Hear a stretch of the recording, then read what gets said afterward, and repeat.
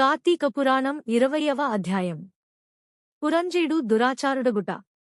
చాతుర్మాస్య వ్రత ప్రభావాన్ని తెలుసుకున్నాక జనక మహారాజు వశిష్ఠుడితో తిరిగి ఇలా అడుగుచున్నాడు. ఓ గురువర్య, కార్తీకమాస మహత్యాన్ని ఇంకనూ వినాలని అనిపిస్తోంది.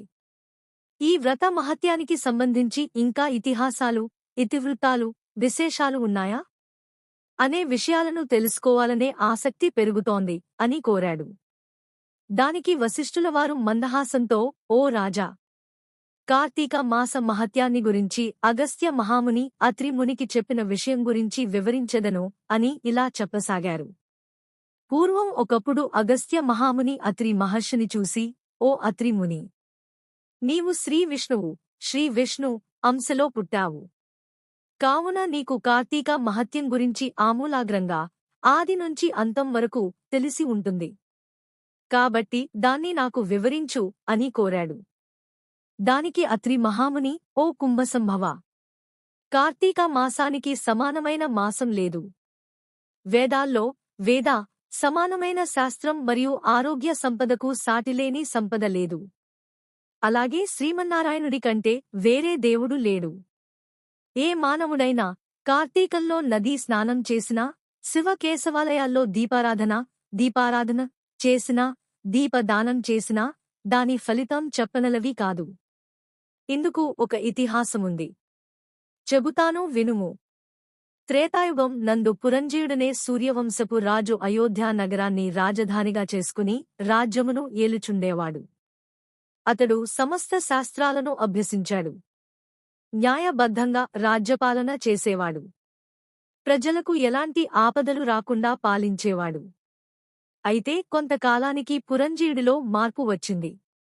అమిత ధనాశతో, రాజ్యాధికార గర్వంతో జ్ఞానహీనుడై, దుష్ట బుద్ధి కలవాడై, దయా దాక్షిణ్యాలు లేవ బ్రాహ్మణ మాన్యాలను లాక్కొనడం ఆరంభించాడు. పరమ లోభిగా మారాడు. దొంగలను చేరదీసి వాళ్లతో దొంగతనాలు, దోపిడీలు చేయించాడు. వారు కొల్లగొట్టుకుని వచ్చిన ధనంలో సగం వాటా తీసుకుంటూ ప్రజలను భీతావహులను చేయసాగాడు. కొంతకాలానికి అతని దాష్టీకాలు నలుదిశలా వ్యాపించాయి. ఈ వార్త విన్న కాంభోజ రాజు ఇదే సమయమని గుర్తించి అయోధ్యపై యుద్ధానికి సిద్ధమయ్యాడు. రథ, గజ, తురగ, పదాతి దళములను తీసుకుని అయోధ్యకు చేరుకున్నాడు. నగరం నలుమూలలా శిబిరాలు నిర్మించి యుద్ధానికి సిద్ధపడ్డాడు. గూఢచారుల వల్ల విషయం తెలుసుకున్న పురంజీయుడు చేసేది ఏమీ లేక తాను కూడా యుద్ధానికి సిద్ధము అయ్యాడు. శత్రువు కంటే తన శక్తి బలహీనంగా ఉన్నా తుదివరకు పోరాడాలని నిర్ణయించుకున్నాడు. శాస్త్ర సమన్వితమైన రథాన్ని ఎక్కి సైన్యాధిపతులను పురికొల్పాడు. చతురంగ సమేతమైన సైన్యంతో యుద్ధ సన్నద్ధుడయ్యాడు. యుద్ధభేరీ మోగించి, సింహనాదాలు గావించి, మేఘాలు గర్జిస్తున్నాయా అన్నట్లు పెద్ద ఎత్తున హుంకరించారు. శత్రు సైన్యంపై విరుచుకుపడ్డాడు. ఇతి శ్రీస్కాంద పురాణాంతర్గత వశిష్ఠ ప్రోక్త కార్తీక మహత్యం వింశాధ్యాయః 20వ అధ్యాయం సమాప్తః 20వ రోజు పారాయణ సంపూర్ణం.